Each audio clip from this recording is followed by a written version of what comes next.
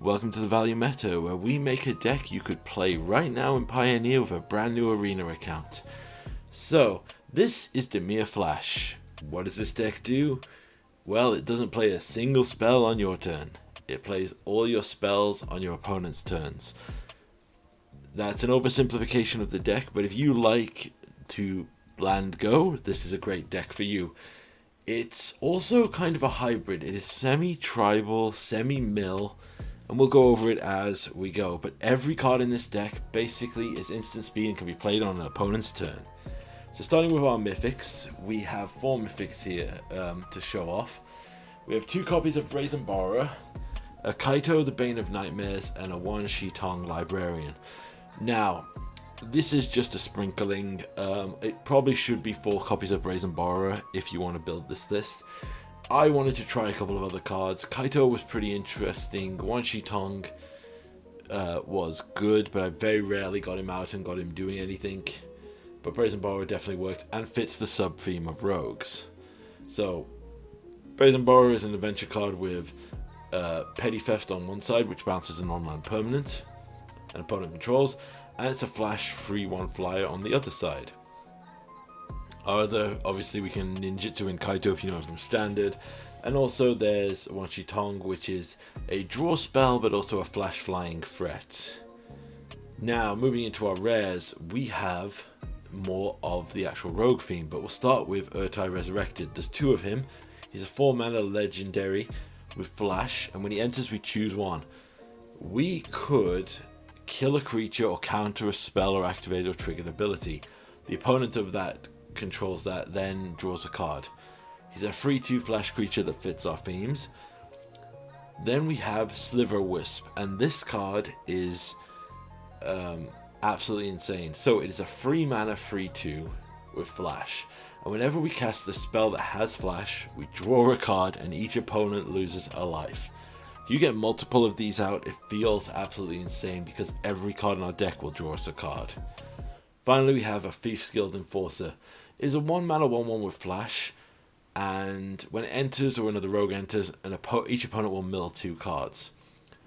And then if an opponent has 8 or more cards in their graveyard, this creature gets +2/+1 and has Death Touch. So it becomes a 3/2 with Death Touch.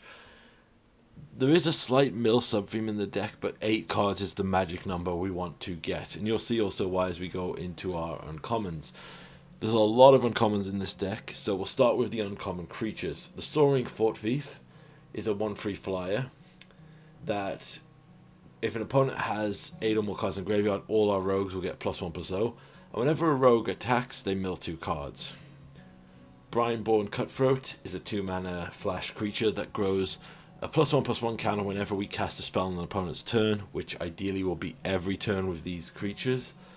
And Cunning Nightbonder is a 2 mana 2/2 that reduces the cost of other flash spells, but also has flash itself. So, also it's a rogue, which fits the rogue synergies. Then we'll go into our interactions. So, there are 4 copies of Fatal Push to kill spells, 4 copies of Drown in the Loch, which synergizes beautifully with the rogues in this deck because we can only counter or kill based on the number of cards in the graveyard, and a lot of the rogues incidentally just mill a couple of cards. This becomes basically a full-fledged counter spell or kill spell, depending on what we need. Finally, we have 2 copies of Spell Pierce just to mess around and counter anything. These are flex slots, but I just said, as always, keep it instant speed, so you could do and see what happens. Finally, our mana base is nice and simple. 12 of each basic land. Obviously, if you have more wild cards, you can upgrade what you need to in that regard. And that is Blue-Black Flash. Let's take it into some games. So, let's land go into the first game.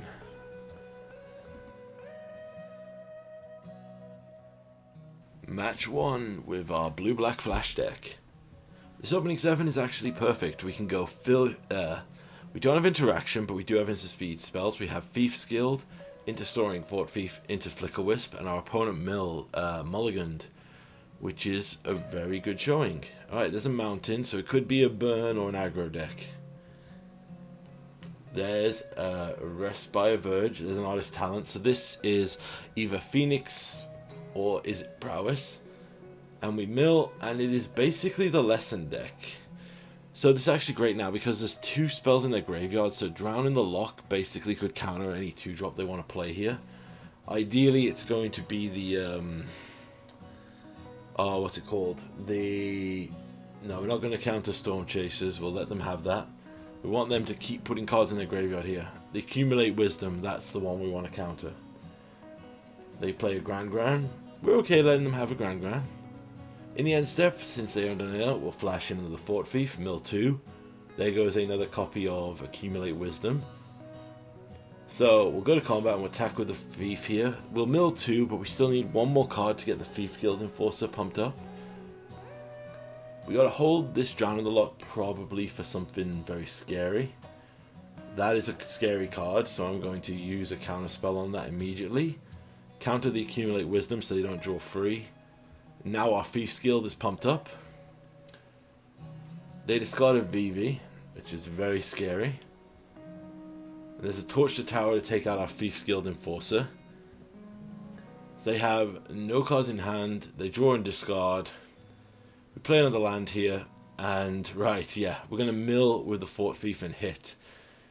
And this is the interesting thing. They're level 2 here. And they got to return a card to their hand. So I decide I'm going to counter this ability so that the fizzle that trigger, they'll draw a card and they pass the turn. They play a land, and guess what card they randomly drew? The 4th Accumulate Wisdom to draw 3 cards, because of course they did. This is me just checking. I'm like, are you kidding me? All of them, they literally randomly drew it. Alright, they're attacking, so I'm going to block and kill the Grand Grand. Pass it back to them. There's a Thief's Guild Enforcer. So yeah, we can just keep attacking. We mill them again. They go down. They are 9 life here. So we could flash in the threats to probably kill them here if they don't do anything too scary. There's a Combustion Technique. Just going to kill off the Soaring Fort Thief. Yeah, they've got 12 lessons in their graveyard. So this is it lessons? There's another Storm Chaser's talent. They keep the card that they've got in their hand, which is quite interesting. They attack in for free. We'll let that go. Let's play a Fort Thief here. And then flash in a Night Bonder. It's a rogue, so it will also get the pump from the Soaring Fort Thief. They do have the counterspell of Quencher. Right. Gonna play the Sliver Wisp here, and then I'm gonna attack in. They mill down. They chump, which is interesting. Puts them down to 7. Let's see what they go for here. So it's quite funny. They activate Storm Chasers to get back the Accumulate Wisdom, because who wouldn't want to draw 3 cards? Except we have a counter spell, so let's counter that. They get nothing from there. Discard a land, draw a card. Opponent swings in here, but I'm like, they're dead, so I think they've just given up. So let's play the Rogue to draw a card and mill. Then let's just kill the Otter just in case something crazy happens, and swing in for lethal. And we took down Standard's Menace with Flash. Nice. Alright, we are up against one of the Banes of Best of One. So this hand is pretty slow, but it has everything that I kind of want in it. So I'm going to say, okay, let's see what our opponent does here. They're mulliganing, so this could be a very, like, they're clearly digging for something in particular. We play a blue land and pass back to present some kind of cantrip or counter spell potentially. Let's just see what they want to open with. There's a Ruin Crab. So we're up against a mill deck, which is always fun. So I'm tempted to do things here, but with triple Brindborn Cutthroat, we could very easily end up with like an absolutely massive board state. Pretty easily. So I'm going to start with the Fort Thief here. See if I can bait out whatever counterspell they're running. Because this blue mill deck does, yeah, there it is. Doesn't make disappear. So while they're tapped out, I'm actually going to play the second Fort Thief. If they're mono blue mill, they want to avoid a deal. No, they are Dimir mill, so there's another mill for free. This is actually going to be part of the really fun synergies of this mirror match here, because, and it's one of the things where you run up against control-based decks. They want to wait till you try to do stuff on your turn to do stuff, but if you're both instant speed decks, it's kind of a Mexican standoff, because they're like, you know, I could play a first, they might be on their turn like, I could deploy or go for a kill spell, but if they just deploy 4 more creatures, I could just be in danger. There's a Merfolk Wind Robber. That is one thing you could put in this deck if you wanted to play rogues. It's quite a good inclusion. I cut him. I wanted more interaction spells. So let's go for a Brineborn Cutthroat here. The great thing about this is, even if they go for a counter on our second Brineborn here, like a Quench effect, we'll still get the trigger to put a 1/1 counter on him. It's very clear our opponent has something here. Yep, so our Brineborn will get 1/1 counter. And they just pass it back. Interesting. So we've got a Spell Pierce here, which is going to be quite good against this deck. I am tempted to get the Sliverwisp down, but I've been playing around the potential they could have a counterspell here. So this is definitely going to be the turn where we can deploy it, because we can use Sliverwisp and then protect it with Spell Pierce if we have to. But I'm also very sketchy that they could just have a big board wipe. So let's Spell Pierce to see what they counter with. They don't have anything. We get another card in the graveyard. They block the Fort Thief and then crack it. Really should have blocked the Brineborn if you were trying to save damage. There's their own Guild Thief Enforcer, milling some cards. They go for one of mine, so with that onto the way it is, I'm going to play the Sliverwisp here, because 1 mana, there's no 1 mana blue counterspell that I know of in Pioneer. I could be completely wrong, but we'll see. Ruin Crab to mill 3 cards. They pass it back. Right. I'm going to move to combat here, and I'm going to keep Sliverwisp back because I don't want to deal with... I want to keep that for the draw. But I'll happily trade a Brineborn here for a Thief's Guild, because we're going to have to slam through it eventually, so I might as well trade here. Yep, there it goes. Puts him down to 11. So a Brineborn trigger, and then if we can draw something else with Sliverwisp here, we could very easily put Lethal on the board next turn. Ruin Crab triggers, milling us for free again. We've seen a lot of our interaction go the way of the mill though, so there's another Merfolk Wind Robber.